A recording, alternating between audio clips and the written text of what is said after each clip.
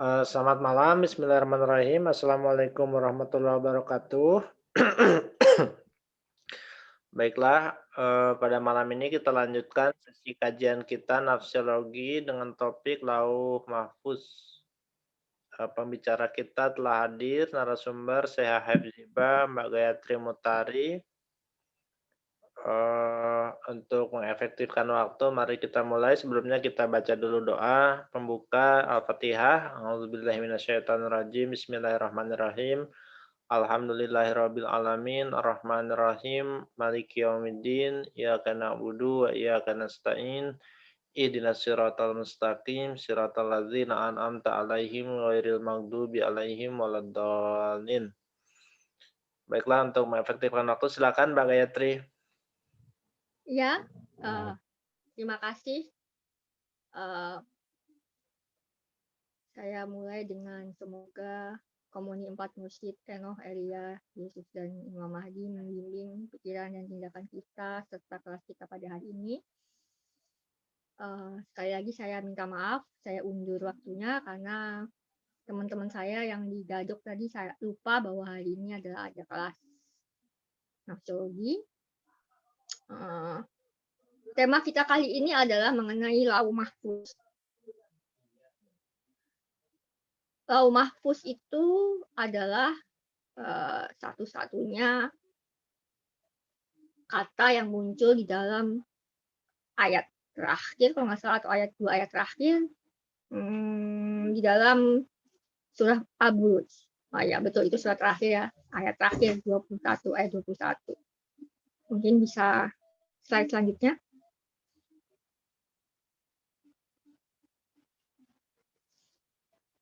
Ya, Lauh Mahfuz itu kata sederhananya sebetulnya artinya adalah tablet di kayangan. Jadi itu seperti tablet ya. Kalau kita sekarang mungkin kita mesti membayangkan ini seperti handphone kita gitu kan. Nah itu. Nah, hanya ada 3 kitab sejauh ini, atau mungkin ada sedikit tapi itu hanya porsi-porsi tertentu setelah ditemukannya gulungan laut mati ya, adalah 3 kitab yang membahas secara khusus mengenai Lauh Mahfuz, namanya itu sendiri. Yang pertama adalah kitab Yubelium, kedua kitab Enoh, dan selanjutnya adalah kitab Al-Quran. Seperti yang saya tulis di sini, Lauh Mahfuz ini adalah simbol.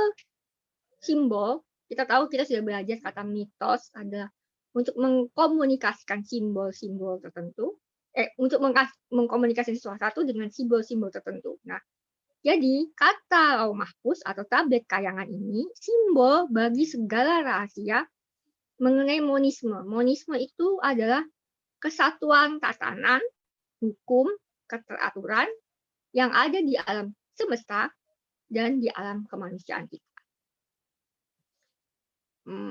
Mungkin next.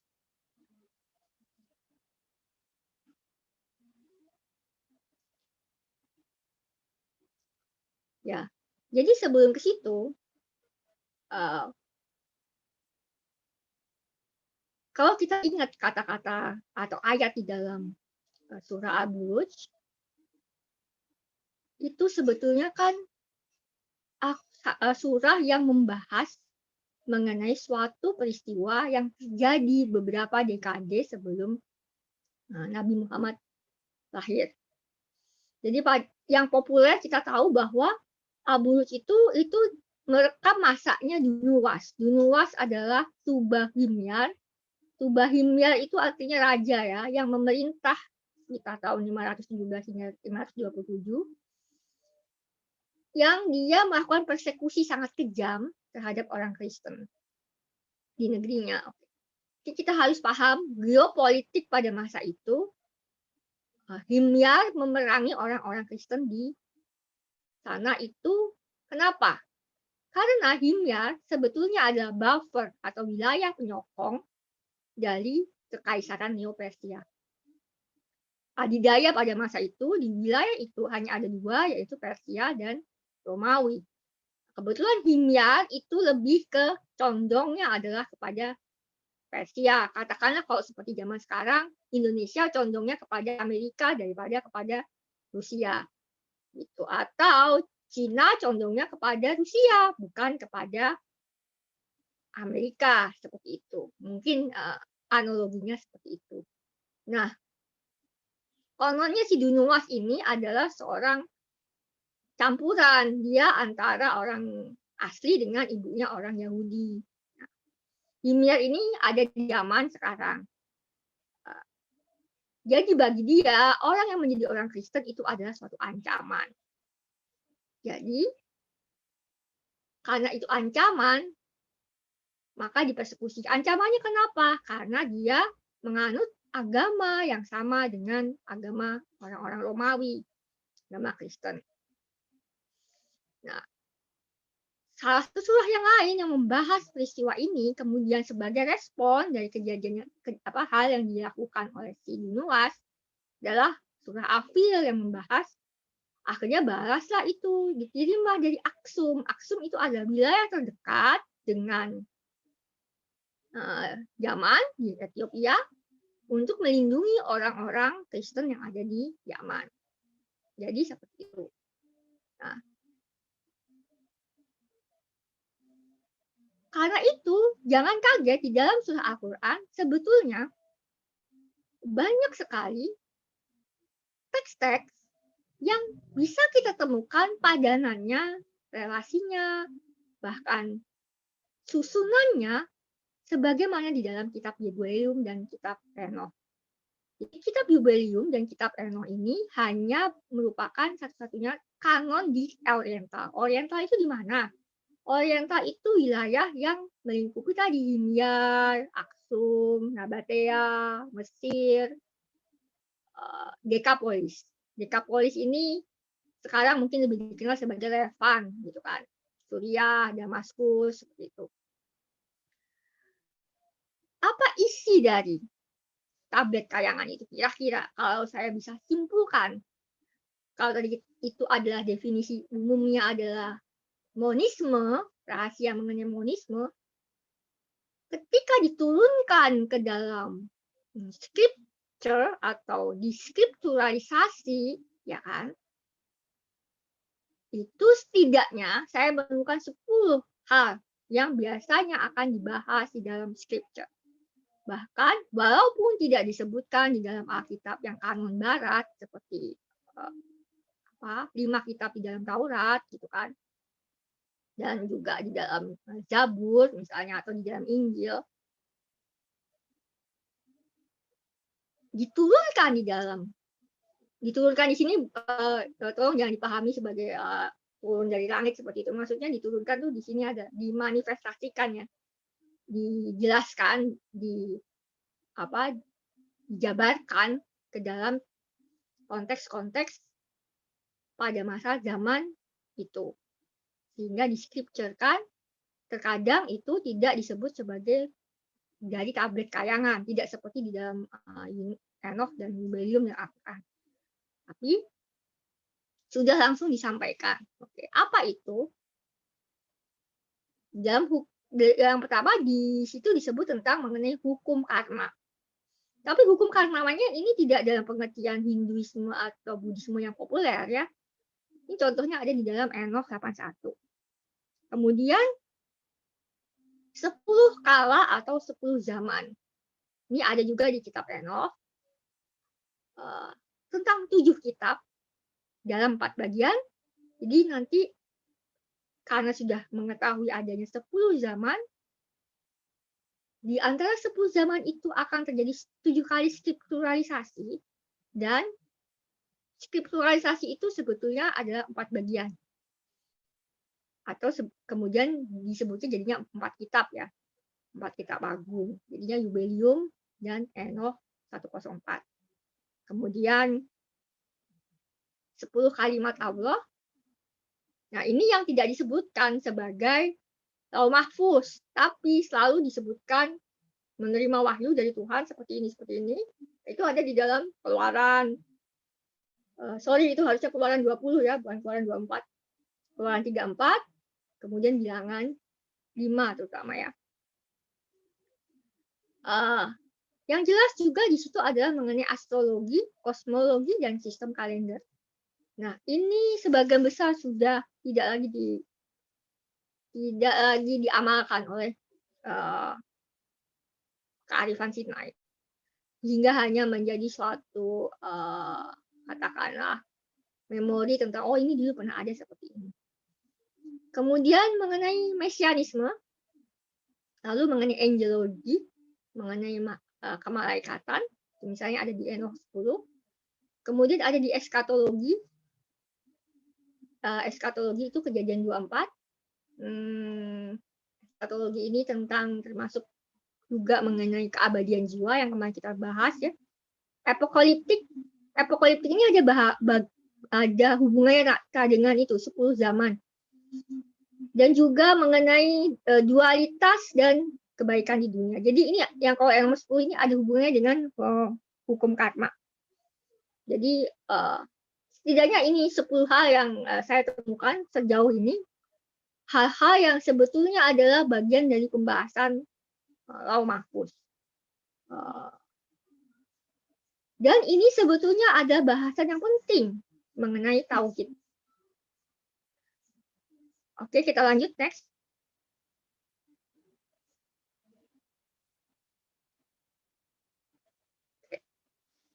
Kita sekarang membahas mengenai latar belakang lauh mahfuz. Oke. Secara antropologis, ya, kearifan Sinai itu masuk ke dalam kearifan Mesopotamia atau wilayah di mana munculnya pertama kali peradaban Sumeria. 2 sungai yang kita bahas kemarin adalah Tigris dan Efrat.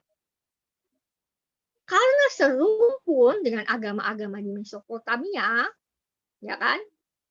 Apa sih sebetulnya membedakan gitu kan dengan katakanlah inskripsi-inskripsi yang ada di Ebla, di Akkadia, dan seterusnya itu? Kalau betul-betul kita perhatikan bahwa agama-agama itu adalah agama-agama kekaisaran. Agama-agama Grama Dewata, yang Grama Dewata itu berarti adalah agama-agama konsensus. Kesepakatan dari para elders, para tetua, seperti itu. Tapi yang membedakannya dengan kearifan Sinai, sebetulnya ini adalah agama Sampradaya. Saya sudah sering menulis ya mengenai Sampradaya, nanti bisa kita diskusikan kalau masih belum paham. Yang karena itu fokusnya sebetulnya adalah transmisi dalam tradisi lisan. Bukan pada inskripsi pada batu-batu. Karena agama Sampradaya itu menyadari bahwa ada kerapuhan pada benda-benda untuk merekam segala sesuatu. Nah, juga mereka menyadari adanya implikasi dari kalau tradisi lisan itu ya diinskripsikan atau ditulis, kemudian dieksploitasi dan dimanipulasi untuk kebijakan negara dan pemerintah. Nah, karena itu pada umumnya fokusnya adalah memberikan transmisi melalui puisi,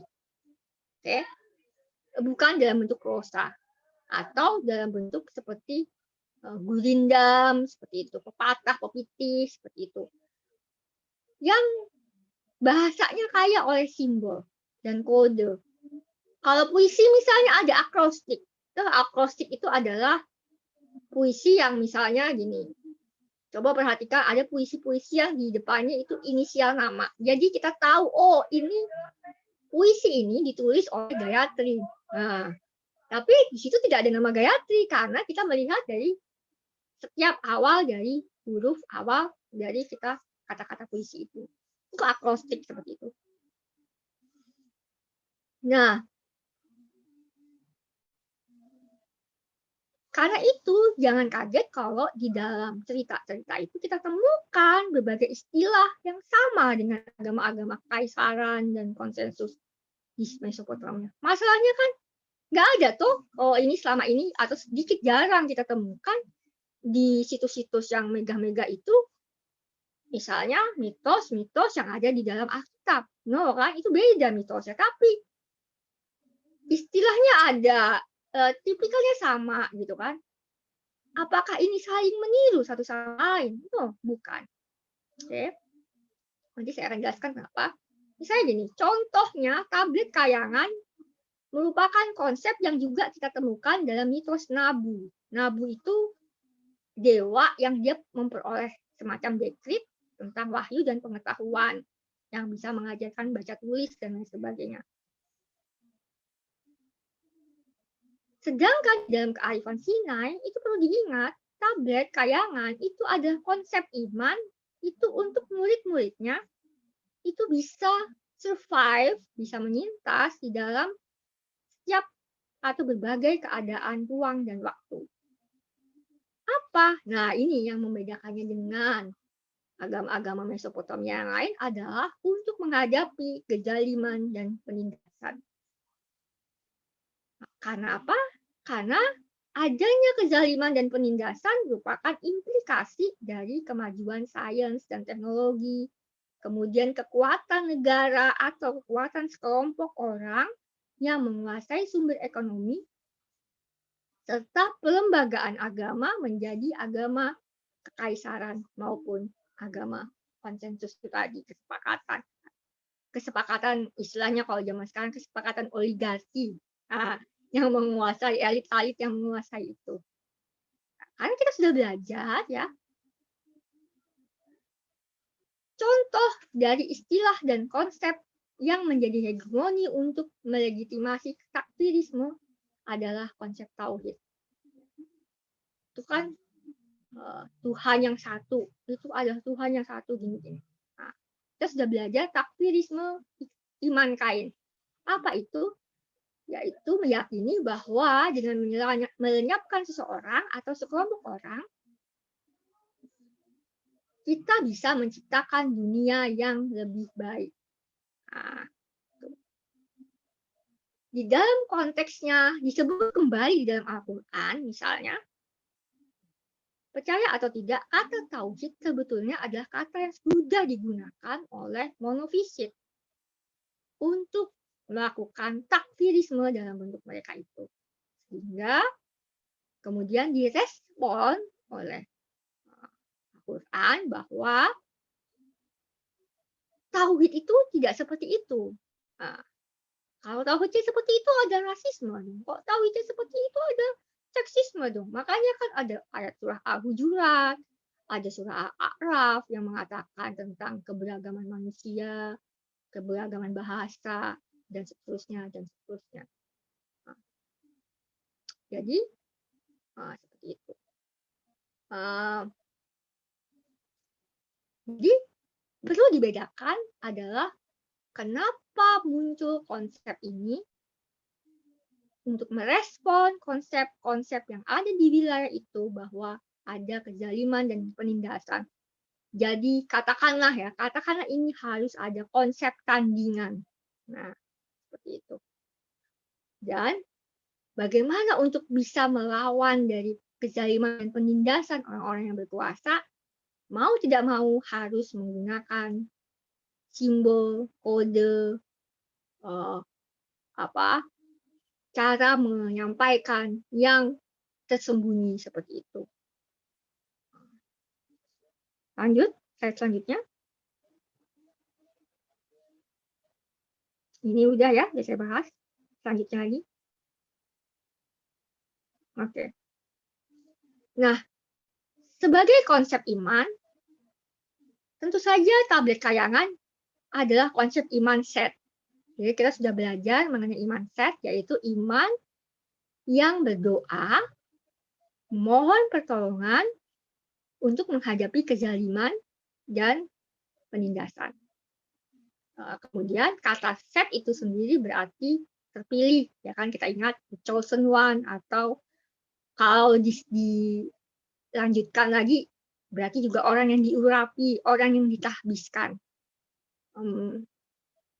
Jadi di sini adalah konsep iman yang berbeda dari konsep iman Kain, yaitu kan untuk menyintas di sini, untuk bagaimana bisa melalui pergumulan hidup di dalam kezaliman dan penindasan. Oke, makanya kemudian ada konsep mengenai karma individu dan masyarakat. Kemudian di dalam tadi ya, ini turunan dari tadi yang 10 hal tadi ya. Apa konsep karma? Turunannya adalah kenapa manusia itu kalau melakukan seperti ini, maka konsekuensinya seperti ini. Kalau dia melakukan A, konsekuensinya adalah C, dan seterusnya. Itu ada di dalam Lauh Mahfuz itu tadi. Kemudian tadi ada mengenai 10 zaman. Ia ingin menceritakan tentang karakter-karakter zaman. Ini adalah perkembangan dari animisme dan dinamisme yang telah kita bahas. Yang khususnya di sini itu memuat mengenai 52 minggu. Jadi 52 minggu itu kan ada sama dengan setahun ya. 52 minggu itu setara dengan 52 zaman atau kala itu zaman. Kemudian ada tadi 7 kali skripturalisasi ya untuk menghadapi itu. Kenapa harus ada skripturalisasi? Karena gini. Karena di sana kan ditulis tulisan inskripsi itu menjadi suatu dasar untuk melegitimasi penindasan dan kezaliman. Sama seperti kita ada undang-undang itu bisa. Contohnya undang-undang ITE itu kan bisa menjerat orang tidak bersalah, atau undang-undang penistaan agama itu juga bisa menjerat orang yang tidak bersalah, itu kan. Karena itu udah ada loh undang-undangnya, itu yang kita sekarang hadapi seperti itu. Zaman dulu kan sama gitu. Nah, untuk menghadapi itu, maka ada skripturalisasi. Dan bentuknya sebetulnya bentuknya sastra supaya apa? Ada kesadaran bahwa kalau sudah menjadi agama populer, kalau itu disukai, misalnya karyanya Gaya itu disukain, kemudian nanti ada satu kelompok orang bisa berkuasa, dia gunakan karya-karya saya untuk menguasai dan mengendalikan rakyat. Nah, tentu saja bisa apa saja kan diartikan sesuai dengan kehendaknya mereka. Tapi karena saya masih menulisnya dalam bentuk puisi, maka tentu ada alternatif pengertian yang lain. Dan alternatif pengertian yang lain atau arti-arti yang sebenarnya, katakanlah arti-arti yang sebenarnya yang saya ingin maksudkan dengan tulisan puisi-puisi saya, itu saya sampaikan dengan murid-murid khusus saya. Saya cuma sampaikan ke Andri, saya cuma sampaikan ke siapa, Mbak Hayuni misalnya. Saya tidak sampaikan kepada murid-murid yang lain, yang saya tahu dia itu tidak mungkin dia akan mengeksploitasinya karena dia akan menjadi presiden negara Indonesia tahun 3000 nanti misalnya.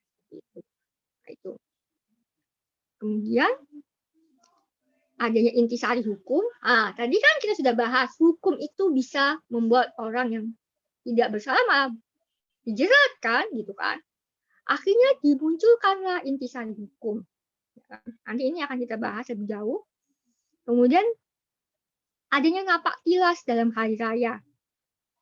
Jadi itu tetap untuk mengingatkan, sebetulnya hari raya itu tujuannya adalah untuk mengingatkan setiap momen para resi itu menggumuli penindasan dan kezaliman, sehingga sebetulnya hari raya itu bisa dikonvergensikan secara luas menurut konteks kita masing-masing. Kalau tiba-tiba saya harus berhijrah ke negeri yang lain, saya nggak mungkin untuk merayakannya, saya bisa memodifikasinya, tetapi poin dari hari raya itu sendiri, poin dari ingatan mengenai leluhur saya atau saya ketika saya mengalami penindasan itu tetap bisa saya sampaikan.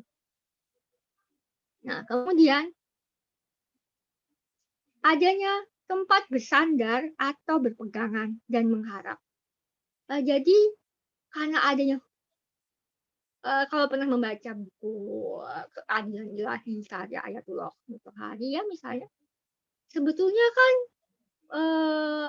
ini adalah suatu cara kita untuk tetap bisa mempunyai tempat pijakan supaya kita tidak merasa sendirian di dunia ini. Seperti itu. Kemudian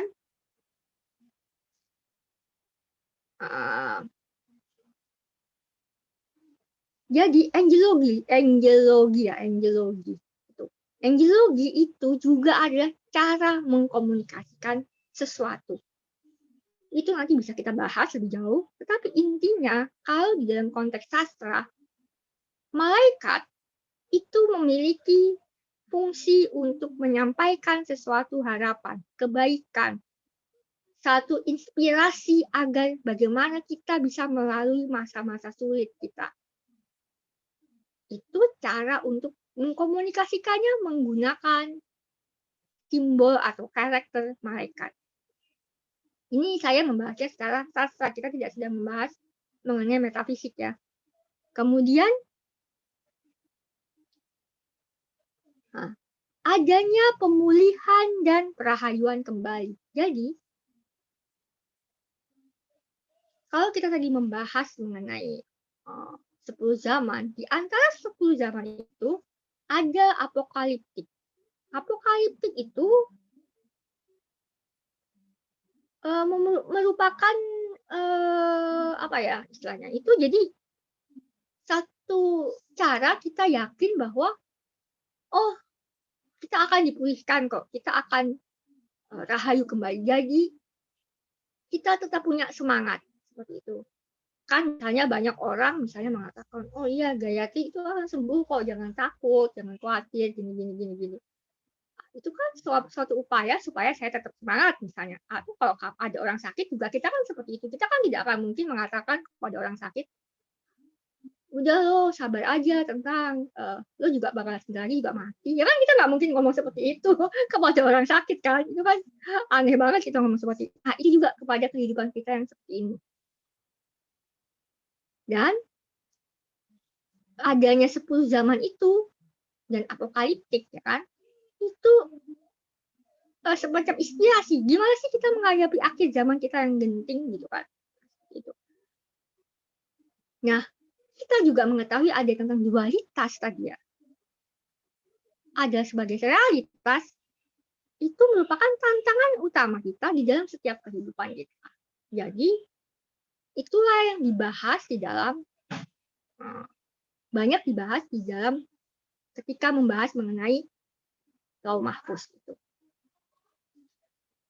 Sekarang kita akan melihatnya, saya hanya akan mengambil 2 contoh, yaitu inti sari hukum dan 10 zaman.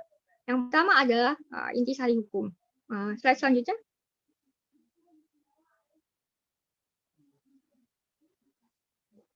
Oke. Ini saya tidak akan membahas lebih jauh, karena ini saya sering membahasnya, mungkin nanti kita bisa sampai ke diskusi aja ya. Cuman saya ingin menyampaikan latar belakang dari 10 kalimat Allah. Di dalam peradaban manusia, semakin maju, semakin kuat suatu negara, maka muncullah hukum-hukum yang kalau kita mau melihatnya lebih seksama, itu kebanyakan juga akhirnya menghukum orang yang tidak berdosa, menghukum kaum marginal dan lain sebagainya.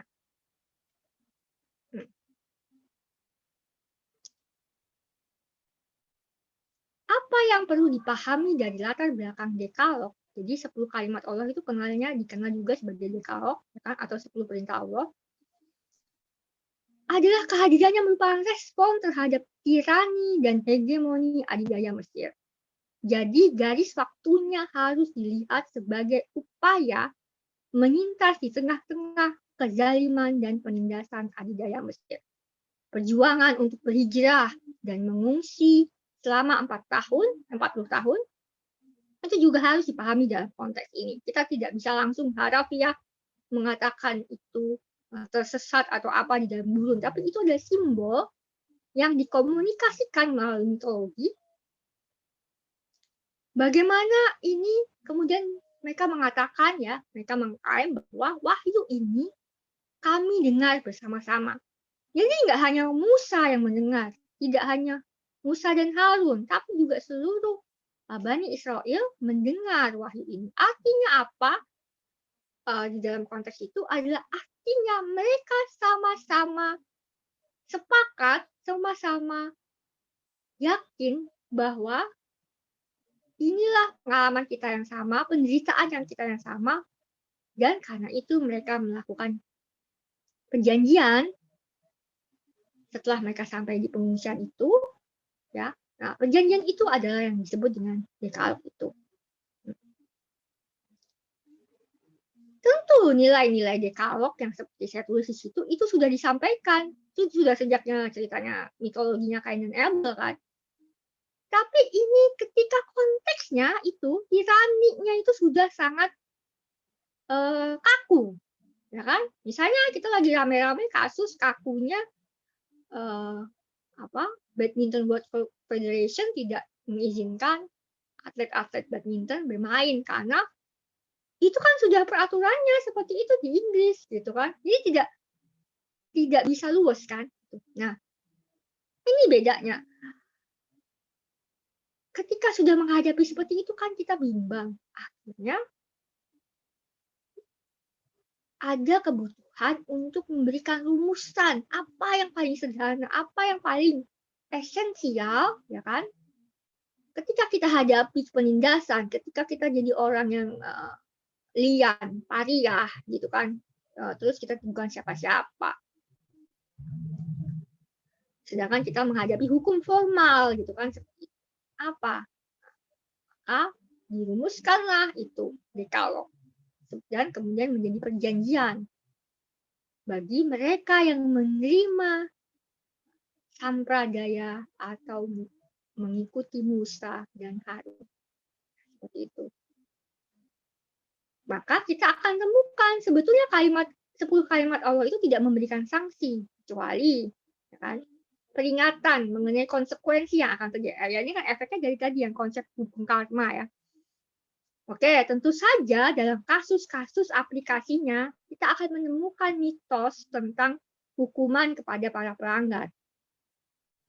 Tapi ini, kalau kita membaca dalam konteks sampradaya, sanksi formal itu tidak mungkin dilakukan kecuali orang itu berkuasa. Ya, nggak mungkin kan kalau dia raja, kalau dia bukan raja, misalnya seorang Gayatri sekarang menghukum seorang ke penjara kan, itu impossible banget gitu kan. Nah, maka yang paling mungkin yang melakukan itu kan adalah seseorang yang hakim, kan? Yang paling mungkin menjadi seseorang penjara melalui keputusan vonis hukum. Nah, begitu juga kalau ada resi yang dia punya kekuasaan, maka dia bisa memberikan hukuman, sanksi seperti itu. Nah, perlu diingat kalau kita melihat dengan seksama seluruh kearifan Sinai yang melalui konteks sampradaya ini, sanksi itu hanya diberikan untuk memisahkan pengacau dari mengganggu ketertiban, kedamaian, dan keamanan. Nah, jadi seperti itu. Nah, kalau teman-teman nanti baca di tulisan saya yang PDF yang saya sudah kirim itu, saya sudah menjelaskan kalimat pertama sampai kalimat ke-10 yang pada pokoknya yang pertama adalah mengenai totalitas menerima keilahian atau ketuhanan, ya kan? Yang secara rasional itu adalah karena dia itu Tuhan sudah mengeluarkan kita loh bareng-bareng dari perbudakan Mesir. Itu harus kita pahami secara konteks kita gini. Mesir itu ada adidaya yang sangat, bahkan dia menguasai wilayah sampai ke Babilonia loh, gitu kan. Jadi dia menguasai kehidupan dan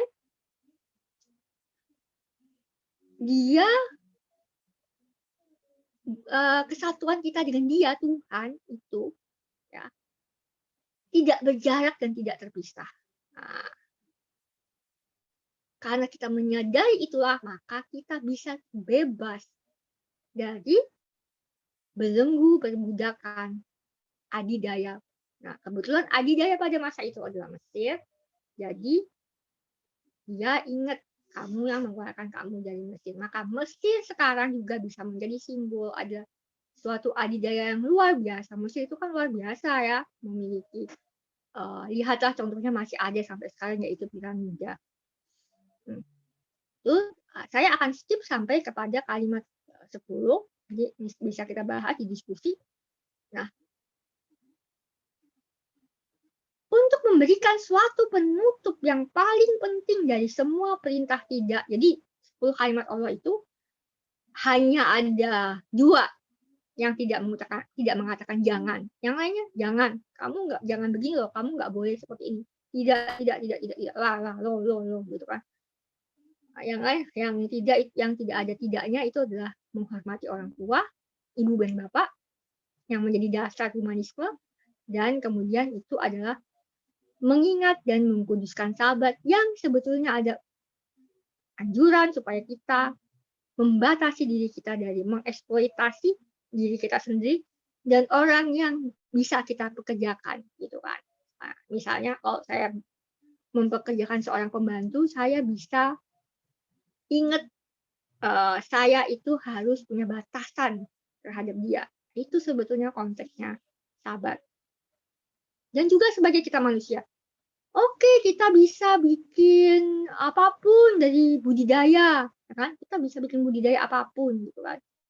Tapi berhentilah 1 hari saja dalam seminggu dari kamu mengeksploitasi alam seperti itu. Maka sebab itu di dalam hukum sahabat kan tidak boleh mempekerjakan keledai karena konteksnya pada zaman itu keledai itu dieksploitasi untuk binatang tunggangan misalnya seperti itu. Jadi terakhir sekali itu yang kata tidaknya itu adalah tidak menginginkan kepunyaan orang lain. Nggak boleh, jangan. Ini kan perintah yang paling susah gitu kan. Pokoknya menurut saya itu paling susah lah gitu ya. Nggak mungkin lah. Kadang-kadang kan saya pengen punya kecantikan seperti Sophia Latjuba gitu kan misalnya gitu kan. Nah, namun justru inilah pilar bagi seluruh pilar perintah tidak. Perintah sahabat dan perintah menghormati orang tua. Perintah ini adalah semacam tantangan yang harus diakui dan disadari oleh setiap orang yang menerima perjanjian dan baiat ini ketika itu. Apakah sanggup atau enggak menerima Allah secara totalitas dengan sadar ada ego pada dirinya yang punya hasrat kepada segala hal duniawi maupun hal kayangan, ya kan? Kita nggak hanya ingin kaya raya, kita tetap ingin bahagia kalau di surga.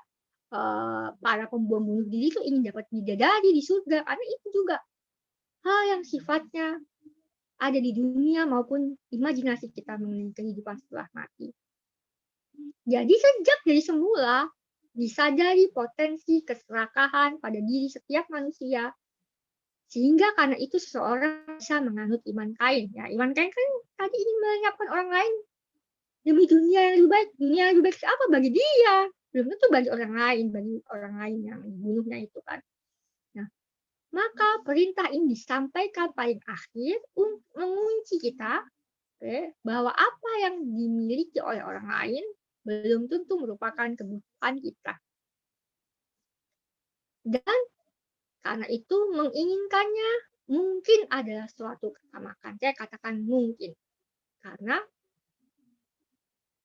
sesungguhnya di dalam dekalog, karena tidak ada sanksi, sadari bahwa kita semua tuh pasti akan melakukan hal-hal yang ada dilarang itu.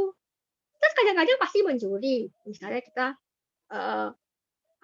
nilep-nilep sedikit kan, atau kita karena kita hidup di Indonesia kita susah kan, kita kalau tidak mengikuti budaya kita yang harus membayar upeti atau amplop dan lain sebagainya, itu kan sebetulnya bukan budaya yang baik gitu kan.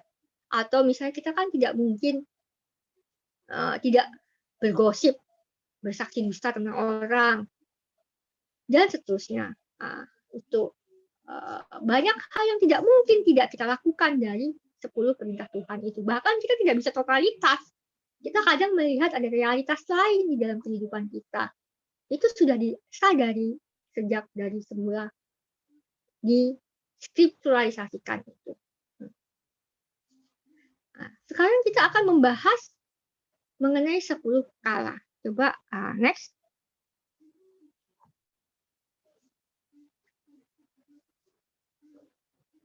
Oke.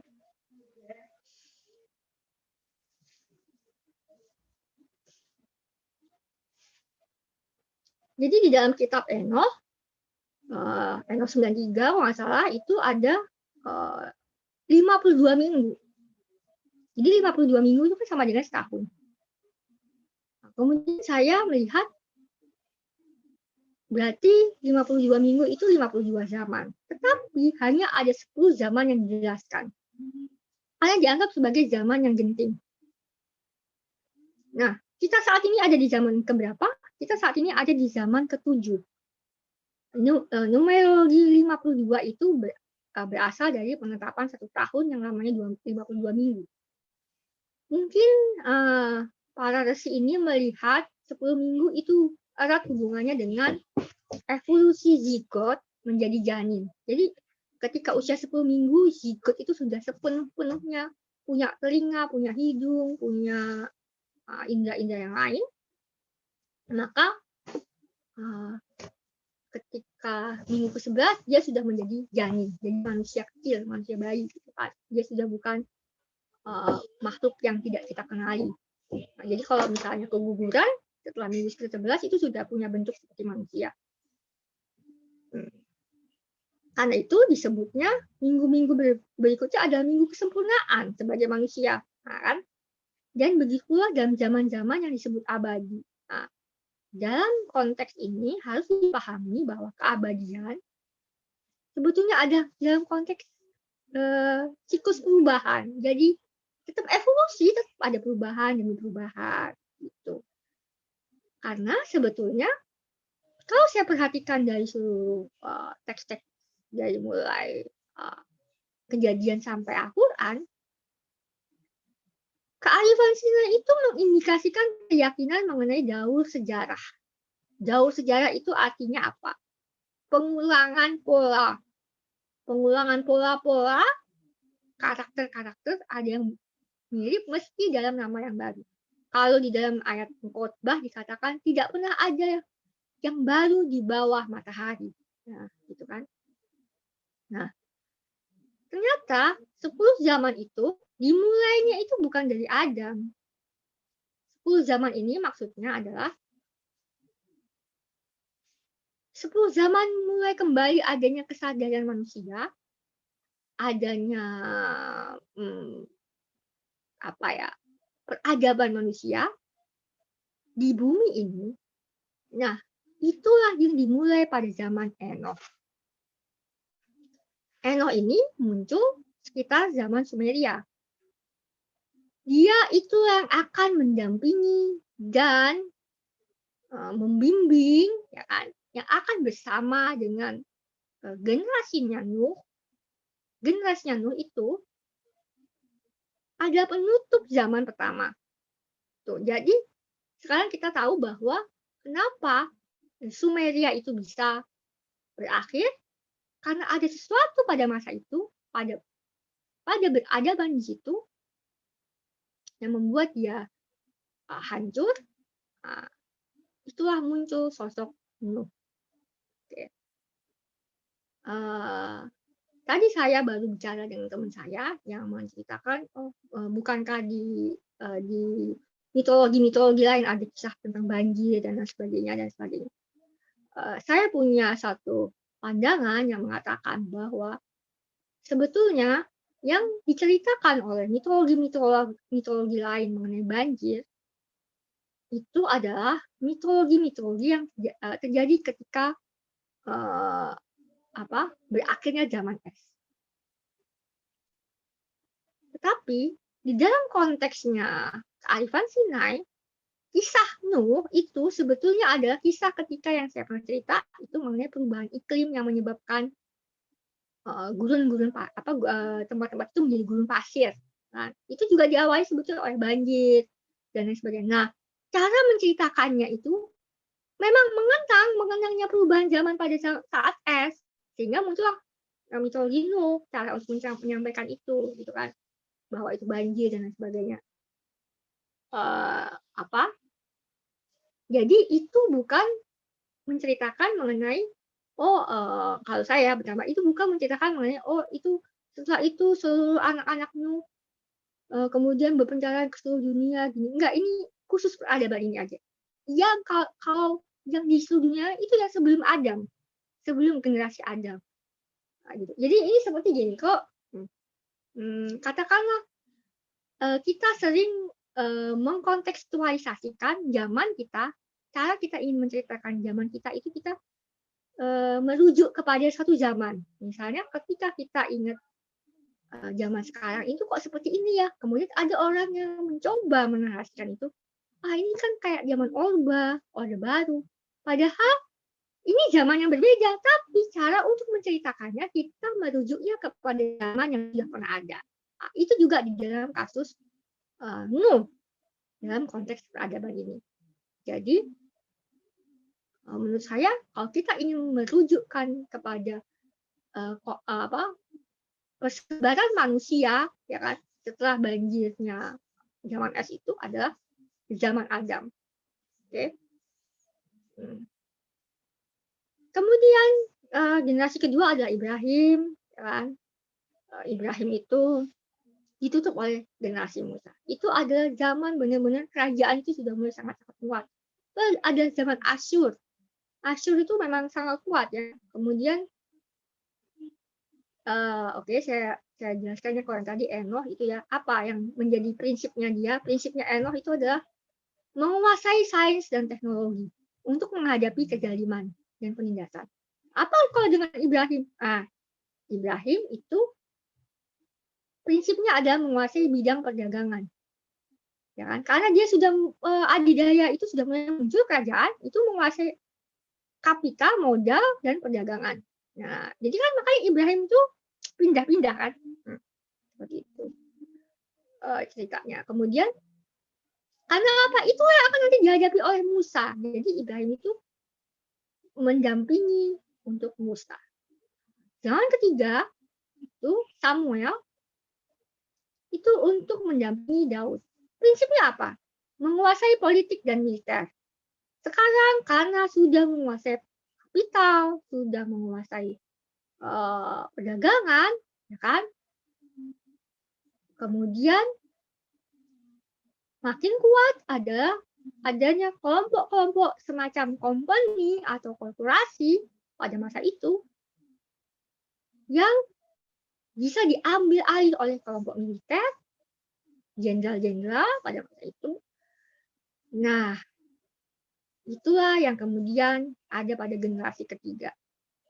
Itu yang dihadapi oleh Daud. Karena itu ceritanya Daud adalah cerita perang. Ceritanya Daud adalah cerita melawan musuh-musuh ini. Itu coba perhatikan itu. Nah, oke. Generasi keempat. Nah, udah nih kita menghadapi masa-masa yang begitu kerasnya karena ada perang-perang seperti itu ya. Kita menderita kan? Menderita badan, sakit, jiwa kita juga sakit, ya kan? Maka prinsipnya ketika generasi keempat, Elia itu menguasai ilmu pengobatan. Ilmu pengobatan atau healing di sini tidak hanya secara farmasi untuk ngobatin badan, tapi juga jiwa. Karena kan jiwa itu saya pernah cerita memiliki hubungan dengan badan. Jadi maka itu Elia membimbing dan mendampingi Yesus. Maka itu cerita Yesus, Maria, Zakaria, Yohanes itu mengenai healing, mengenai mengobati. Generasi kelima adalah dimulai oleh Muhammad. Dan ditutup juga dengan Muhammad. Namanya sama-sama Muhammad. Kan? Kemudian di situ pada masa Muhammad ini sudah sedemikian solid semuanya. Kemudian muncullah nasionalisme dalam kekuatan imperialisme. Ya sudah kuat nih, sudah ada sains teknologi sudah kuat, ekonomi perdagangan sudah kuat, politik militer juga. Ini gimana caranya? Kita ngelawan mereka, gitu kan? Muhammad menguasai ilmu komunikasi untuk menghadapi ini. Ya, karena manusia tidak punya pilihan lain kan? Karena ada konsensus. Jadi cara terbaik adalah kita harus pintar-pintar ngomong, harus pintar berkomunikasi. Nah ini Muhammad Rasulullah mendampingi akhir zaman yang akan dihadapi oleh Al-Mahdi. Jadi Al-Mahdi ini sosok yang lahir di akhir zaman kelima. Kemudian akhir zaman awal zaman ke-6, oke, tentu saja ini adalah karena ini diambil dari The Beloved and I. Jadi tokoh yang diambil tentu saja harus dari tokoh dari sini. Jadi sesi yang ada adalah bait-bait Kaswali yang menjelang munculnya Ottoman. Nah, dia adalah generasi ke-7 dari Al-Mahdi, ya, yang dia akan muncul menjelang kolonialisme melampaui wilayah 4 sungai, ya kan?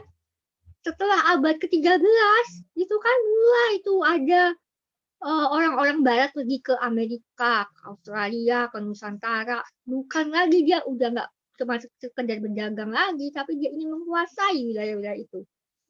Nah, Kaswali itu kan lahir pada tahun 1201 dan meninggal 1271. Oke. Nah, itu akan membimbing zaman yang akan dihadapi oleh Ismail. Ismail di sini bukan Nabi Ismail itu ya, Ismail ini Syekh yang ada di dalam Sampradaya Daudiyah. Jadi beliau yang pindah dari ada beberapa Ismail. Nah, ini Ismail yang pindah dari Ottoman, wilayah Ottoman ke benua Amerika. Ini berhijrah ke Amerika. Nah, ini akan menghadapi zaman itu. Kemudian setelah zaman itu berakhir, kita melihat adalah zaman kita. Zaman kita itu dimulai kira-kira pada saat jatuhnya Ottoman 1921 dan berdirinya Turki 1924. Ya. Nah,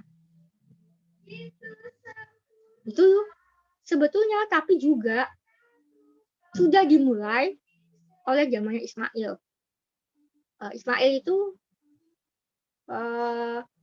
mulai bergulirannya era reformasi. Nah, reformasi kan itu abad ke-16, Protestanisme. Dan kita sebentar lagi akan menutupi zaman ke-7 ini. Kalau menurut The Beloved and I, ya, ini kan khusus mengenai itu. Jadi kita lihatlah nanti kalau kita masih sampai hidup sampai tahun 2200 dan 2100, seperti apa zaman kita ini berakhir gitu kan. Di dalam The Beloved and I ditulis oleh Thomas McEwen, saya lahir di awal zaman ke-7. Di akhir zaman ke-7. Saya lahir di akhir zaman ke-7. Berarti beliau itu kan lahir tahun 46. Berarti ya udah kita sudah menghadapi akhir zaman ke-7. Seperti itu. Nah, kemudian zaman ke-8 itu masa penentuan dan penghakiman. Itu setelah nanti. Kemudian setelah itu kala ke-9 adalah masa pemulihan dunia. Dan baru setelah itu baru ke-10 itulah zaman yang katakanlah kita anggapnya sebagai surga. Itu sudah sempurna, mungkin kita semua sudah pergi ke planet-planet yang lain-lain dan sebagainya ya. Dan itu mungkin terjadi sampai masa ke-52 dan mungkin kita mengalami riset, diulang lagi gitu kan. Mungkin ya seperti itu. Diulang lagi dari nol, kita menghadapi lagi seperti itu. Karena sifatnya adalah siklus.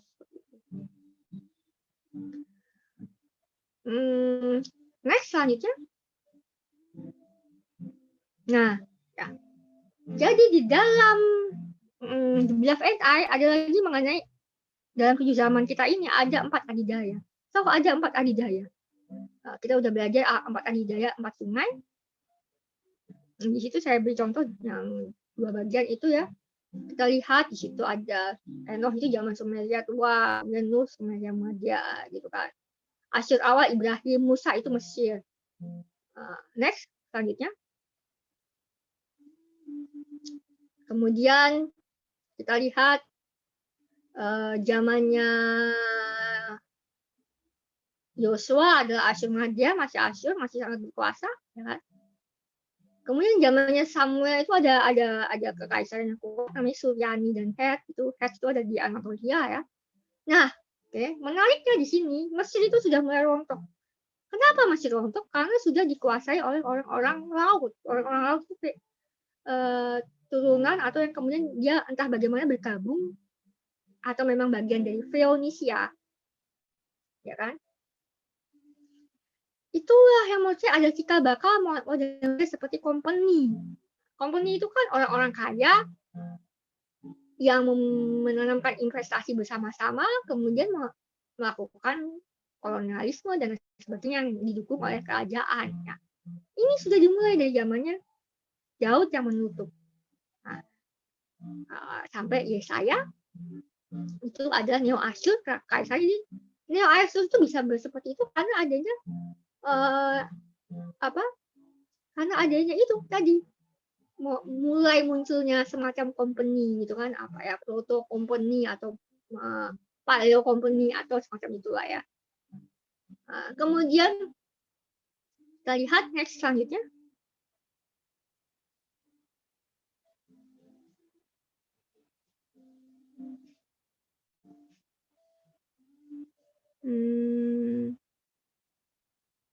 Ya,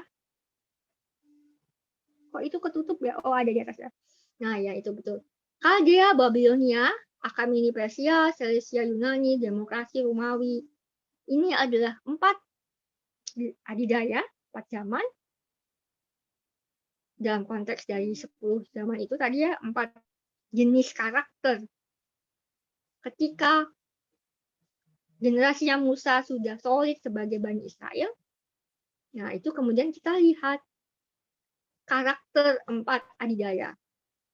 Di dalam kitab Daniel 7 kan misalnya dijelaskan kalau yang namanya adidaya pertama itu adalah adidaya yang memiliki sayap elang, singa yang punya sayap elang. Itu simbol kekuatannya seperti itu. Kemudian adidaya beruang dengan 3 rusuk di antara giginya. Coba kita pahami seperti apa nature-nya beruang. Kan? Kemudian adidaya macan dengan 4 sayap, kuntul dan 4 kepala. Kuntul ya, burung kuntul. Kemudian adidaya dengan gigi besi dan 10 tanduk. Singa dan sayap elang itu adalah adidaya Babilonia yang bisa membuat Bani Israel dijajah. Kemudian beruang itu adalah Persia. Nah, kita lihat seperti apa Persia itu kan. Kemudian ada macan yang merupakan simbol bagi Yunani. Yang berikutnya itu dia nggak sebut binatang ya, tapi dia sebutnya nggak sebut binatang apa, tapi pokoknya dia gigi besi dan 10 tanduk ya kan. Itu Romawi, itu demokrasi Romawi. Nah, pada zaman Rasulullah, sebelum zaman Rasulullah ya, di antara Yesus dengan zamannya Imam Ali, kekuatan yang ada adalah antara itu sebetulnya saya coba untuk nggak persis seperti ini, tapi ini ada sebetulnya pada masa-masa itu 2 kekuatan ini loh, 2 adidaya ini ada, Persia, Romawi. Cuman itu saling ganti-gantian gitu. Kadang yang ini lebih menang, ini kalah gitu. Sama seperti kayak sekarang mungkin ya. Ya sekarang yang lagi menang itu Amerika, dulu Rusia yang menang, misalnya seperti itu. Contoh konteksnya seperti itu. Nah, itu juga pada masa itu. Nah, ketika zamannya Rasulullah dan Imam Ali, kalah itu Persia di perang Sasan lawan Bizantin, ingat ya? 602 sampai 628. Tuh. Kemudian yang terakhir yang saya tulis di sini adalah kemunculan kembali watak dari Kaldea Babilonia menjadi Neo Babilonia, yaitu zamannya Umayyah. Dan saya tulis di situ tulisnya ada Muhammad bin Ali. Karena apa? Karena Imam Hasan sudah meninggal. Imam Husain sudah dibunuh. Satu-satunya masih terus hidup ya kan, adalah Muhammad bin Ali. Dan kita tahu Ali Zainal Abidin itu mengalami sendiri peristiwa di Karbala, sehingga tentu itu sangat traumatik bagi dia. Karena itu dia sering dikenal sebagai imam yang asketik banget. Dia coba aja baca Sahifah saja, dia itu kan sangat asketik. Nah, itu membuat dia mengundurkan diri dari kehidupan sekuler karena sebetulnya dia sangat domestik dengan kejadian itu. Yang kemudian banyak untuk berdiplomasi dan lain sebagainya itu sebetulnya ada Muhammad bin Ali itu. Nah, Kemudian pada zaman Abbasiyah itu adalah sebutnya Neo-Persia, karena saya sudah pernah jelasin ya. Itu adalah rezimnya adalah Musa Kazim, kita lihat. Kemudian menjelang Utsmaniyah kita lihat adalah Bektaswali rezimnya. Walaupun kemudian pada zaman Utsmaniyahnya sendiri adalah banyak resi-resi dari Bektasi. Nah, kemudian ketika mulai memasuki demokrasi, zaman demokrasi, Ismail kan pindah ke Amerika. Amerika itu kan yang memulai kembali model-model demokrasi di dunia. Nah, kita sekarang kan semua hampir banyak negara mencoba mengimitasi atau mengaplikasikan ya atau terinspirasi atau apapun lah itu istilahnya kepada demokrasi. Penutup mungkin ada nggak selanjutnya? Oke, jadi tablet kayangan adalah taksonomi. Taksonomi itu semacam pengkategorian, pengelompokan tentang keadaan jiwa. Tadi keadaan jiwa itu baik secara individu maupun masyarakat maupun zaman. Kemudian kita lihat juga kita khusus lagi kemudian keadaan zaman kita seperti apa. Kemudian bagaimana cara menyintas secara sosial dan individual. Kemudian juga mengenai kosmologi, antropologi, dan berbagai pengetahuan yang dianggap perlu. Ini yang menjadi penekanannya untuk bagaimana menghadapi kezaliman dan penindasan. Dan juga kesadaran adanya tentangan ego yang ada pada setiap kita, individu, maupun setiap masyarakat. Contohnya, ego sektarian yang saya katakan, ya kan? Kalau gue Islam, ya Islam. Kalau Kristen, ya Kristen. Gitu. Nah, terakhir sebelum saya tutup, jadi 7 kitab yang tadi saya jelaskan di dalam 4 bagian itu, saya simpulkan adalah bagian pertama adalah Taurat, kedua adalah Zabur, bagian kedua lagi ada Zabur lagi, itu adalah kitab yang ke-7, ada Zabur 1, ada Zabur 2. Zabur 1 itu Yosua sampai Samuel, Zabur 2 itu Mazmur sampai Malaki dan Makabe, Taurat itu bersama-sama dengan Enoch dan Jubileum, jadi ada antologi 7 kitab. Yang ketiga adalah bagian ketiga adalah Injil, dimulai dari kisah mengenai Yohanes Pembaptis, Zakaria, itu ya, awal Romawi, sampai kepada murid-murid perdana Yesus. Oke? Nah, bagian keempat adalah Al-Quran, yang kemudian disampaikan oleh Muhammad. Ada lagi bagian keempat yang sebetulnya udah dikatakan sudah dinubuatkan di Injil, akan ada yang menjelaskan Al-Quran lagi pada zaman yang akan datang lagi. Itu yang akan disampaikan oleh Imam Ja'far Shadiq. Yang kemudian kalau orang Syiah mungkin nyebutnya Al-Jafar gitu kan, kalau orang Bekasi nyebutnya Buiruk. Nah, kemudian kitab yang ke-7 yang bisa mempersatukan semua itu, tidak melihat kalau Zabur kan dia menyatukan dengan Taurat, ya. Injil menyatukan Taurat dengan Zabur. Nah, Al-Quran itu kan sebetulnya mempersatukan Taurat, Zabur, Injil. Nah, kemudian ada zaman kita sudah ada di zaman ini sekarang kan memisah-misahkan itu. Pokoknya Al-Quran itu yang paling the best, Alkitab enggak. Wah, Alkitab yang the best, Al-Quran enggak. Nah, itu maka kemudian ada kesatuan dari 4 bagian itu dan kayaknya adalah The Beloved NI ini, karena The Beloved NI atau Buiruk Al-Quran ini bisa mempersatukan itu tanpa melihat ada perselisihan dan konflik sebagaimana yang populer dan mainstream. Itu sekian. Mungkin sekian dulu dari saya. Terima kasih.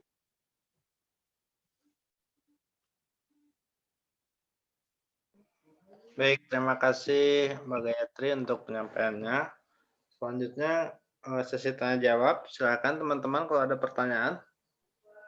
Ya. Silakan Mbak Yuni. Ya, terima kasih Mbak Gayatri. Saya ada pertanyaan karena ada sedikit masih ada sedikit bukan kebingungan. Jadi itu Lauh Mahfuz itu fisiknya apa? Apa ada fisiknya gitu berupa catatan-catatan atau sebagaimana. Kemudian itu berarti berasal dari mana? Sebenarnya siapa diturunkan kepada siapa, bagaimana gitu. Dan apakah itu semacam pool dari informasi gitu, yang merangkum tentang segala sesuatu yang sifatnya duniawi dan juga ukhrawi juga, atau seperti apa Mbak Gaya? Terima kasih. Oke, terima kasih. Sebentar ya. Jadi Lauh Mahfuz itu ada konsep sebetulnya mengenai tablet yang ada di simbol bahwa ada hal-hal yang memuat semua masalah kemanusiaan, kosmologi, kan? Sebagai satu kesatuan, tauhid. Okay? Dan dia akan diturunkan di sini jangan dianggap sebagai satu seperti turun seperti ini, gitu bukan. Tapi apa ya? Jadi diwahyukan, disampaikan secara satu persatu sesuai evolusi kita. Karena itu yang muncul mula-mula adalah kisah-kisah seperti hukum karma itu seperti apa, kan? Ingat ya kisahnya Kain itu, dia akhirnya oh ya aku takut akan dibunuh seperti itu dan lain sebagainya gitu. Kemudian ketika udah sampai masanya manusia udah mulai sangat kuat, masyarakatnya sudah sangat kuat sehingga ada negara, sudah semakin mapan, identitas dan lain sebagainya, ada hukum-hukum. Nah, hukum-hukum ini memerlukan lagi penjelasan, ya kan? Apa sih sebetulnya, emang iya kalau kita itu seperti ini kita harus dibunuh, hukuman mati? Apa iya kalau kita mencuri kita kupingnya harus dipotong? Apa iya seperti itu? Muncullah inti sari semua hukum adalah yang dekalog itu tadi. Oke. Nah, kemudian ada juga tadi diturunkan di dalam Enoch itu mengenai 10 zaman yang perlu kita lihat karakternya. Jadi kalau kita sekarang itu ingin mengetahui kita ada di zaman mana, kita bisa tahu, oh karena karakternya itu seperti ini nih zaman kita. Dari at least 52 zaman, karena ada 52 minggu. Ya, itu diceritakan minggu pertama seperti ini, minggu kedua seperti ini, minggu ketiga seperti ini. Simbolik ya, tetapi itu maksudnya simbolik ya? Ya, simbolik Mbak, simbolik. Ada, kalau Mbak mau baca, coba Mbak baca di The Beloved NI yang sudah saya kirim, itu ada di Enoch 93 kalau nggak salah ya, Enoch 93 kalau nggak salah dulu. Enoch 93 itu ada di situ. Minggu pertama, minggu kedua, tentang, dan Thomas McElwain itu hanya menulis, jadi dia tidak menyampaikan secara seperti prosa gitu, enggak, itu secara puisi ya. Oh, ini zaman ketiga itu ditutup oleh Daud, zaman keempat ditutup oleh Yesus, zaman ketiga itu ditutup oleh kelahiran Al-Mahdi, kemudian dia gaib, ya kan? Yesus juga gaib, kemudian Enoch juga gaib, ya kan? Nah, kemudian setelah itu muncullah zaman ke-6 dan zaman ke-7 yang ya, ada lagi tokoh-tokoh, tapi karena itu sudah zaman 6 dan zaman 7, jadi beda, kita enggak karena ada kekaisaran dan imperialisme kan udah kuat ya. Udah kita nggak bisa menyebut mereka itu sebagai katakanlah nabi dan rasul. Kalau sekarang aku sebut juga itu berarti penistaan terhadap agama misalnya kan gitu. Ya karena sudah mau bagaimana lagi, agama sudah dikuasai oleh model kekaisaran dan konsensus. Kita nggak bisa seperti itu. Toh kalau menurut kami kata-kata seperti itu adalah nabi, itu adalah misalnya Mesias, itu juga sudah dieksploitasi sebagai satu cara untuk superioritas. Jadi entah itu agamanya, negaranya atau kelompoknya. Kalau kelompoknya bisa memenangkan percaturan politik, maka dia akan menjadi pemerintah yang kuat dengan menggunakan itu. Seperti itu. Nah, jadi seperti itu, Mbak. Jadi Lauh Mahfuz ini konsep yang kalau secara teologis, ini kita bahas tadi antropologis, kalau secara teologis semuanya ada di dalam memori, sudah ada di memori ini. Ya, tapi nggak mungkin saya kasih semua file-file datanya satu sekaligus itu kepada Andri, karena itu harus perlahan-perlahan, karena banyak. Ini kan misalnya 32 GB gitu kan. Ya, berat kan kalau saya kasih langsung semuanya. Saya kasihnya 1 byte dulu. Nah, 1 byte-nya kalau di dalam konteks kita adalah 1 byte-nya itu berdasarkan evolusi kita, Mbak, dan sesuai dengan karakter zaman kita, seperti itu. Mungkin seperti itu, Mbak. Atau masih kurang? Mbak Gayatri, berarti kalau itu sebuah konsep, berarti sebenarnya tidak ada pengkotak-kotakan ya antara yang seperti sekarang terjadi kan, antara Islam, Kristen, Yahudi. Kalau dilihat tadi penjelasan yang kayak Mbak Gayatri sampaikan, sebenarnya nggak ada. Kalau kita bisa memahami ini dalam konteks kemanusiaan kita, setiap peradaban dia memiliki tahapan yang sama seperti kita sama manusia, ya. Kalau kita umur misalnya berapa bulan itu bisa tengkurap ya, bayi itu 1 bulan ya, 2 bulan bisa tengkurap ya, saya lupa. Katakanlah kita bisa jalan umur 9 bulan secepat-cepatnya, paling lambat kalau kebanyakan anak 12 bulan ya, katakannya seperti itu ya. Nah, seperti itu juga dengan peradaban manusia. Jadi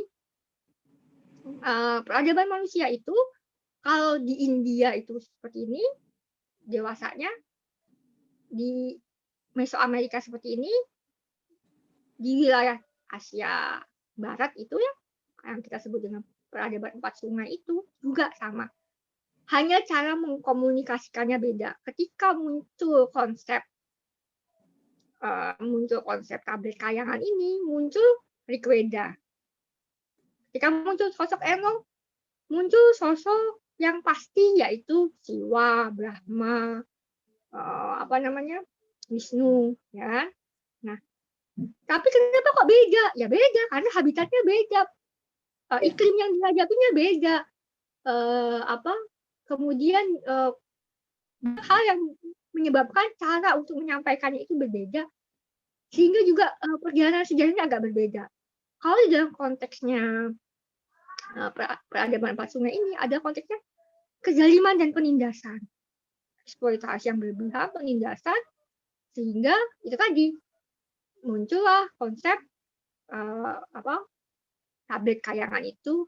Secara teologis itu adalah keyakinan bahwa di sana yang hakiki itu ada segala sesuatu yang kalau kita cari jawabannya ada di situ, ada di dalam sini, ada di sini. Cuman cara kita perolehnya ini bagaimana? Nggak bisa semuanya karena berat. Ini 32 GB. Ini katakan kok tablet kayangan itu ini 32 GB. Katakan itu 32 juta giga. Kebayangkan 32 juta giga seperti apa? Misalnya seperti itu.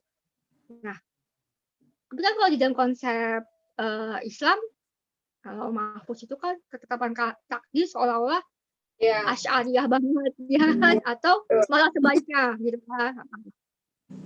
Sebetulnya sih enggak seperti itu, tapi lebih kepada ketetapannya itu dari jiwanya kita gitu. Kalau misalnya Andri itu memilih jadi jahat, ya udah konsekuensinya seperti itu Andri, kamu gitu.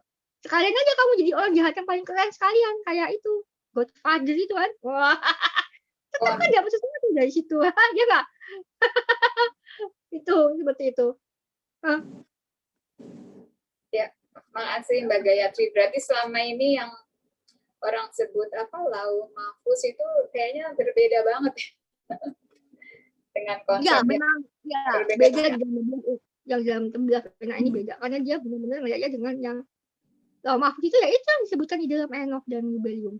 Jadi makanya saya tulisnya kan kebanyakan kalian tidak melibatkan apa yang dibahas di dalam Enoch dan Jubileum. Sekarang adakah tokoh Islam yang menguasai topik kitab Enoch dan kitab Jubileum? Kan nggak ada. Ada. Gitu kan. Nggak ada. Kecuali Syekh Ali Haidar. Ya kan? Betul. Ya. Terima kasih Mbak Gayatri. Sama-sama. Baik, terima kasih Mbak Wahyuni. Selanjutnya silakan apabila ada yang lain ingin bertanya. Pak Vicky mungkin atau Pak Ardianto, Pak Rahmat. Monggo.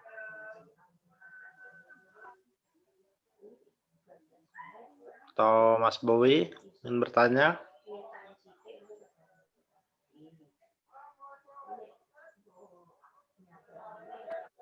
Mbak, saya nanya boleh ya? Iya, Boleh. Vicky. Kalau bagaimana kita bisa terbebas dari status hegemoni gitu untuk membaca tadi taksonomi dalam The Beloved itu. Oh, oke. Ini pertanyaannya lumayan susah juga ya sebetulnya. Jadi yang dibahas oleh The Beloved NI itu bukan secara spesifik bisa berlaku untuk universal. Makanya disebutnya kan sampradaya. Kalau agama konsensus itu kan sesuatu yang kalau kita tetapkan bahwa cara untuk kita bahagia adalah misalnya kita sholat, ya, berarti itu harus berlaku semuanya. Nah, kalau model kekaisaran gitu juga gitu kan. Kalau kamu semua ingin bahagia, menurut kaisar adalah sholat misalnya, atau yoga. Misalnya ini kalau model. Kalau model sampradaya itu tidak seperti itu. Model sampradaya itu Andi datang ke saya, Mbak, gimana sih cara bahagia? Jadi kan diskusi dulu, emang selama ini apa sih masalahmu? Jadi nggak bahagia? Ya Mbak, aku nggak punya uang. Misalnya seperti itu, ya kan? Ya maka mari kita cari solusi. Kenapa kamu nggak bisa dapat uang? Solusinya Andi. Nanti ada orang kaya misalnya.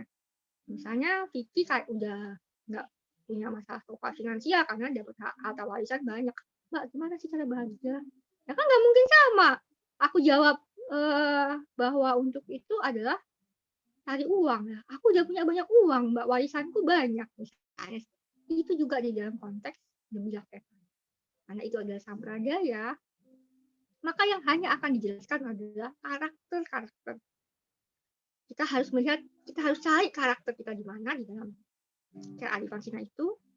Kita harus cari tahu di mana keadaan zaman kita saat itu dan keadaan masyarakat kita itu seperti apa. Sehingga setidaknya walaupun kita tetap punya persoalan yang sangat sulit, kita sudah tahu ya emang kita hidupnya di zaman seperti ini, mau bagaimana lagi gitu kan. Kemudian kita juga tahu, oh iya memang aku punya ego, aku sadar aku punya ego, aku nggak suka seperti itu, aku sukanya seperti ini. Terus gimana caranya yang aku suka itu bisa lebih berguna bagi orang lain, tidak sampai menyakiti orang lain. Misalnya kalau aku sukanya musik, jangan sampai musikku itu mengganggu orang lain, seperti itu misalnya. Tidaknya seperti itu. Kalaupun kita tidak bisa menolong orang lain, jangan sampai kita itu menyakiti atau merusak orang lain.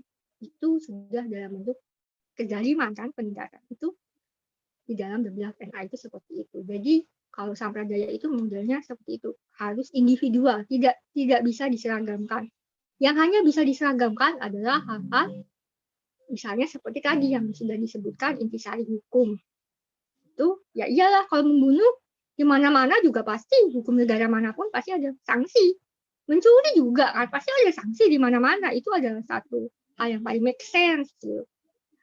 Termasuk semua peradaban kan menekankan untuk tidak serakah. Nah, bahasanya niyamas dan yamas itu kalau nggak salah adalah tidak boleh serakah kalau nggak salah. Itu di dalam bahasanya Sinai adalah tidak boleh menginginkan milik orang lain. Gitu. Karena belum tentu yang punyanya. Belum tentu walaupun aku kepengen ikat kepalanya Andi, aku butuh ikat kepalanya Andi. Ya kan? seperti itu. Kalau kita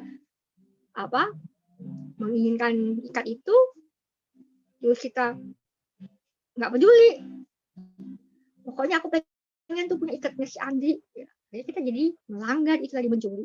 Aku tiba-tiba mencuri tuh ikat kepalanya Andri. Nah, seperti itu. Hal-hal yang universal seperti universal seperti itu. Tapi kalau yang kayak gimana sih menghadapi kezaliman, ya lihat dulu kezaliman dan penindasannya seperti apa. Tadi nih gambar ada nih tadi waktu aku kesini tuh ngobrol, aku nggak begitu ngerti ya karena aku kan bukan pemain saham. Misalnya korporasi itu seperti yang sekarang kasusnya di Jiwasraya itu bisa seperti itu karena ada individu-individu yang melawan kekuatan dari korporasi itu, sehingga jadilah kasus Jiwasraya. Itu kan menunjukkan bahwa di dalam konteks itu bisa kok orang, kita satu-satu orang, kita bukan sebagai company besar, kalau kita mau bersatu untuk menghadapi kezaliman dan penindasan korporasi atau kapitalisme yang seperti itu, bisa kita melawan. Nah, di sini bukan berarti yang sosialisme itu lebih baik atau komunisme itu baik. Semua ideologi sosialisme, komunisme, ketika sudah ada di tangan penguasa, dia bisa menjadi alat untuk dieksploitasi untuk menindas dan menzalimi orang lain. Nah, makanya kita melihat Korea Utara seperti itu, ya kan? Dulu zamannya siapa? Sosialisme zaman dulu di mana itu juga seperti itu, bisa digunakan untuk merepresi orang. Jadi ini masalahnya bukan pada ideologi apa, kan semua ideologi itu bisa kok. Katakanlah aku bikin ideologi Gayatri, nanti agamanya nafsologi, bisa aja sebetulnya nanti agama yang paling benar nafsologi. Pokoknya semua hal seperti ini. Tapi sebetulnya tujuannya itu adalah untuk menindas dan menzalimi dengan menggunakan nama dan ajaran dari Gayatri. Contohnya seperti itu. Mungkin itu dari saya. Baik, gimana Pak Vicky? Apakah cukup atau ada pertanyaan lanjutan? Lanjut dulu, Mas. Makasih. Baik, sama-sama. Yang lainnya barangkali ada Pak Ardianto atau Pak Rahmat. Baru ya, ini Mas Ahmad yang mana nih? Mas Rahmat Budi Santoso ya, yang baru. Baru bergabung. Iya. Apakah ada yang lain? So, mungkin Andri punya pertanyaan? Saya belum, Mbak, belum ada. Apa ya? Mas Bowie mungkin. Mbak, satu lagi dong. Oh ya, Bisa dikorelasikan nggak? Tadi kan ngobrolin karakter-karakter zaman ya, Mbak ya, sampai abad ke-21 gitu. Nah, ini kan dari rangkuman tersebut gitu, gimana kita bisa mengkorelasikan dengan abad yang serba komunikasi ini gitu, yang serba cepat gitu. Esensi dari dari ayat-ayat tersebut gitu, yang masih berelasi sampai hari ini. Gitu. Oke. Jadi kecepatan yang ada pada zaman kita itu sebetulnya memang ya karena kita sudah menuju zaman yang ke-8 nanti untuk penentuan dan penghakiman. Makanya di dalam Al-Quran kan ada hari akhir atau hari bukan kiamat, jadi yang penghakiman. Di dalam Injil kan juga itu dijelaskan. Kenapa tidak ada di sebelum-sebelumnya? Karena memang itu belum masuk akal pada masa itu. Dan luasan dari networking itu kan belum seperti sekarang. Kalau sekarang itu kan kita sudah bisa berhubungan dengan orang Amerika. Kita sudah tahu seperti apa suku Maya dan suku Aztec. Pada masa pada zaman keempat, ya kan, Daud itu kan itu baru berlayar. Tapi karena masih lama pelayaran itu kan tidak harus bolak-baliknya lamban, tidak seperti sekarang. Karena itu barulah muncul konsep seperti hari penentuan dan penghakiman. Nah, ayat-ayat ini sebetulnya di dalam The Beloved and I, di ayat-ayat yang lain, The Beloved and I 4, itu saya sedang menulis bukunya juga, sebetulnya ingin memberitahukan kepada kita bahwa kita ini mungkin ada kesempatan terakhir kita pada kehidupan kita saat ini untuk kita menjadi evolusi yang sempurna. Kalau enggak, pada masa penentuan nanti, pada masa penghakiman nanti, itu akan membuat kita harus di istilahnya purgatory ya. Jadi sebetulnya neraka itu adalah purgatory untuk membersihkan. Jadi bukan menghukum. Jadi neraka itu bukan menghukum karena dendam, no. Menghukum karena ingin memulihkan. Sama kayak orang tua itu ingin, kalau dia hukum anaknya, dia bukan dendam, dia tuh nggak pengen anaknya itu kan melakukan hal yang buruk gitu kan. Jadi dihukum supaya tahu, oh ini konsekuensinya, dipulihkan seperti itu. Nah, seperti itu juga sebenarnya konsep neraka. Aslinya itu bukan karena dendam. Dan itu ada hubungannya juga ini. Kenapa zaman kita ini sudah cepat? Itu tadi ya, sebenarnya saya sebut ya ada keabadian jiwa. Jadi di dalam The Beloved and I sebetulnya ada konsep mengenai pemahaman mengenai kelahiran kembali, atau kita menyebutnya reinkarnasi atau inkarnasi atau menitis kembali, tetapi agak beda ya dengan Hinduisme dan Buddhisme yang populer. Nah, sehingga zaman-zaman ini bisa dilihat, dan kecepatan pada zaman abad 21 ini ya itu tadi untuk sampai ke zaman ke-8 seperti itu. Kalau di The Beloved and I ada sih perkiraan seperti misalnya, oh nanti itu kira-kira nih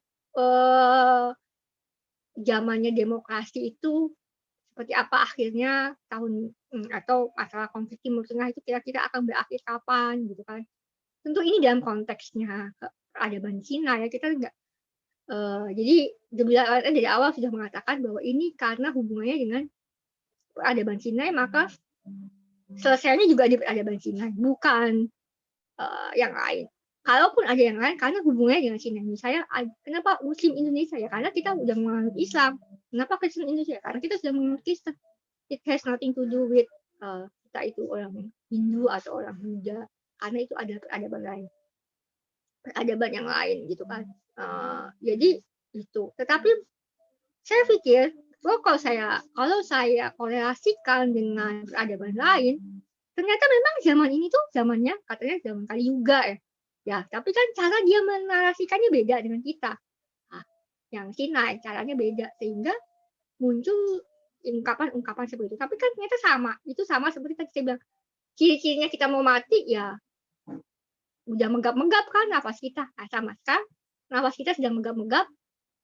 Kita udah nggak bisa bernafas, kita sebentar lagi mau mati. Nah, itulah zaman ke-7. Makanya rasanya sangat cepat. Seolah ya udah pengen selesai aja deh. Pokoknya mati deh. Udah ya nggak, kalau kita kesakitan kan pengennya udah berakhir aja rasa sakit gitu kan. Itu juga sama. Dan banyak orang yang kesakitan yang ingin mati kan, yang makanya pengen eutanasia itu kan banyak kan. Ya, misalnya saya juga kalau ketika saya sudah sakit-sakit banget, saya ingin sekali udah kenapa sih saya masih hidup? Kok saya bisa masih hidup? Padahal saya sakit banget gitu kan. Tapi kan kemudian rasanya cepat sekali itu udah berakhir. Ternyata saya bangun lagi gitu kan misalnya. Itu juga orang yang mati kan seperti itu kan, cepat, kadang cepat gitu kan. Rasa sakitnya yang ajal yang sudah sakit sekali itu. Itulah zaman ke-7. Mungkin seperti itu, Vicky. Baik. Silakan yang lain. Masih ada waktu.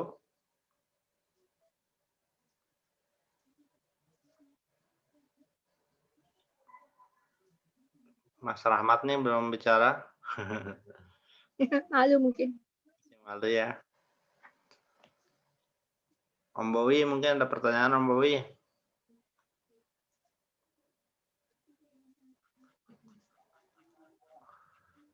Oke, kalau nggak ada mungkin penutup aja Mbak ya. Ya.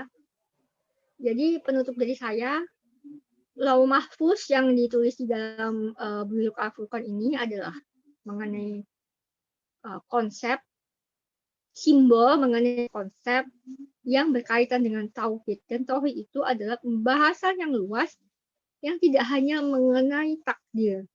Jadi, kalaupun itu membahas mengenai yang disebut di dalam konteks muslim yang populer adalah qada dan qadar, itu hanya satu bagian saja dari Lauh Mahfuz itu.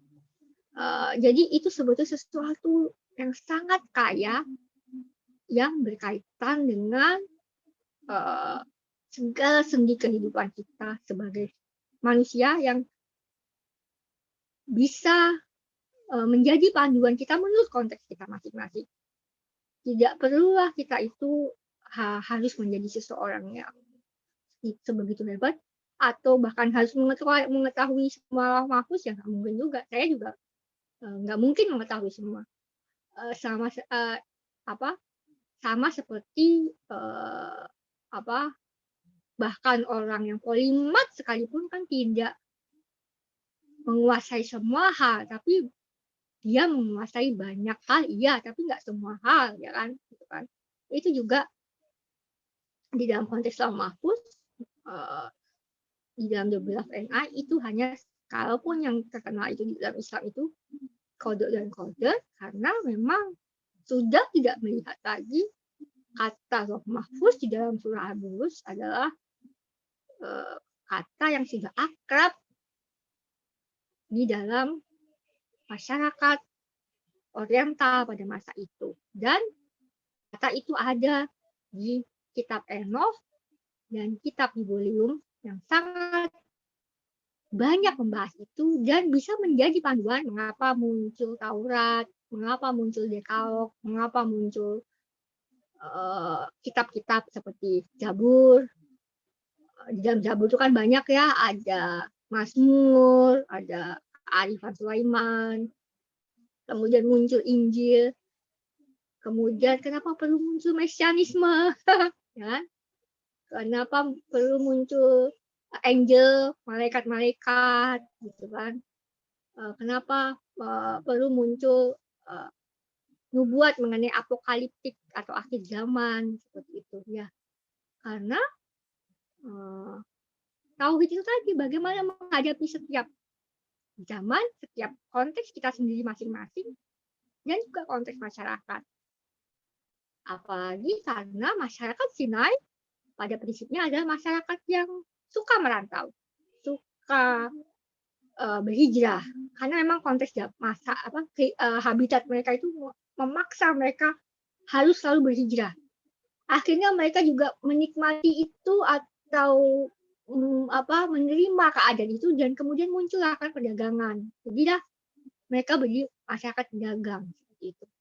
Pedagang itu kan kita pergi kemana-mana, kita nggak hanya di sini aja. Kalau kita di sini sudah ngerasa nggak mampu lagi untuk menghasilkan ekonomi yang baik, kita akan pindah cari tempat. Ini ada peluang di sana, kita akan pindah ke sana. Itu kan pedagang seperti itu.